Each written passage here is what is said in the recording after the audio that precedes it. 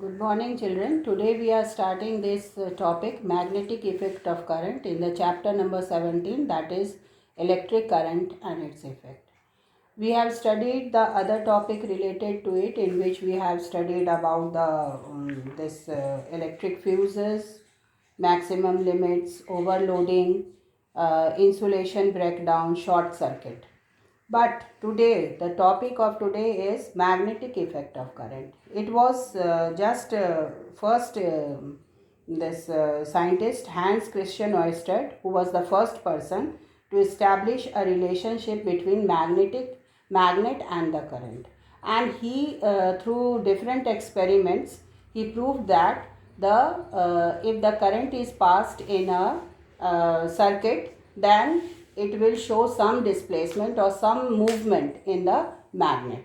And for that he has given us two activity. This one is activity number 4 of your book, activity 4, and this one is your activity 5, in which we are going to prove that how magnetic effect is shown, or it is felt in the that particular circuit. Now we have come to know that when there is a combination of battery or cell or switch, and it is connected with a wire, and if it is showing some you can say either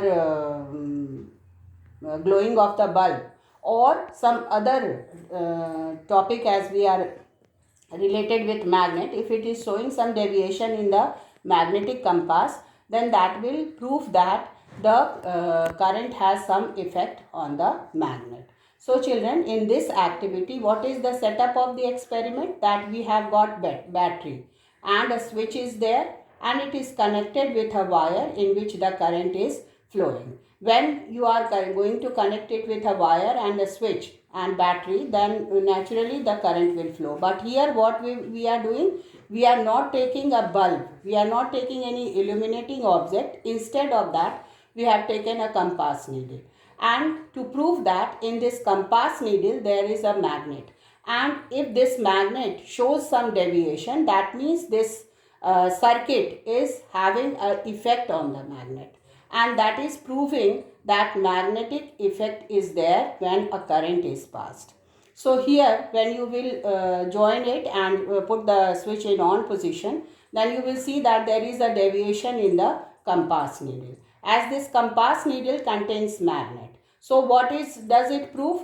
Through this activity we can prove that the compass needle, which is containing a magnet, has some deviation or some effect which is felt on this compass needle due to the passing up of the current. Then again another activity in which we can see that there is much more movement of the magnetic substances. What is this magnetic substances? Some iron fillings or nails you will take, and these iron filling or nails are scattered on the cardboard, which is mentioned as PQRS. When it is scattered on this cardboard, the magnetic compass is kept over here, and through this magnetic compass we can prove that this magnetic compass is showing some deviation when the electric current is passed through the wire, and due to that deviation of that current, passing of the current, you will see that all the iron fillings will get in a arranged themselves in a circular position, and the flow of the current will take place from this direction, from A to B, and then again to the this left direction.